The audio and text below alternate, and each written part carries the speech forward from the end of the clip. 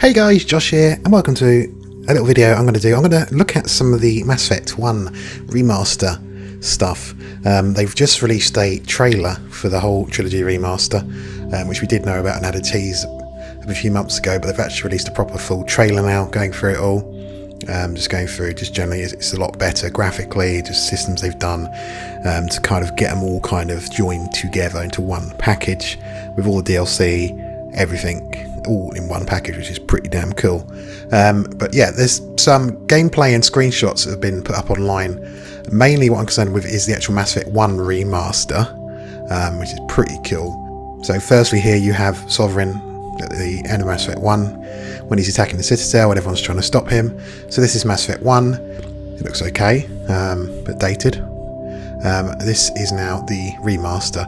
Obviously it's much more colourful, more effects with his beam going and flames and stuff, but the textures on himself, on Sovereign, you can see the metal textures look so much better and crisper, and lighting and stuff like that, and the ships around him look so much better. Just generally textures are really nicely increased. Here again you can see this is when you sort of first see Sovereign at the start of the game, when you go and you see him sort of in the distance, and it's very ominous, and it's a really cool scene. But this is it, it's very basic. You know, it looks okay for its time. This is now the remaster. They seem to brighten up, they got rid of the red sky and made it a bit more realistic looking sky.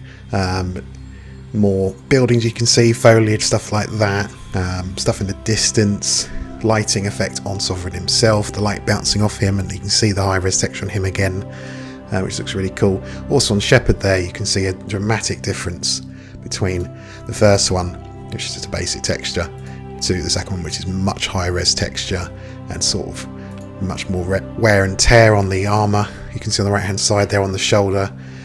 Just generally looks a lot nicer and prettier. And finally we have a shot here of the Mako, the original, and of course the remaster. Everything's just, textures are just better, lighting's dramatically increased, you know, it just looks so much nicer. It looks better than even modded versions. It's so nice.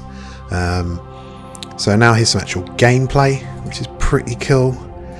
So this is the first game when they are on what's the planet called? Vermeer? Yep, Vermeer, going through, and you can see it looked okay, but very, very dated, definitely of its time, for a easy 10-15 year old game now. And now you have the remaster, and as you can see, this is the biggest change. We're seeing actually gameplay now. First of all, how nice it looks graphically. Water looks pretty similar, but the lighting's way, way, way better. A lot more foliage they've added. They've upped the scale, obviously, of the textures on Shepard, and I imagine all the other bits and bobs like that. Rocks look so much better. They've added a bit more sort of depth to them, and the main thing I think, which just really just changes it which is really simple but just lifts it so much, is that UI change from the original to this, where it's just so much nicer and much closer to Mass Effect 3's UI. So I'm assuming the whole trilogy will have that UI all the way through for the whole thing, and that's what they're going to kind of unify into one big game to feel the same in terms of looks, menus. I'm sure that will apply to inventory and stuff like that. They've also said they're changing other things like sounds and stuff like that. They're going to tweak and things like that.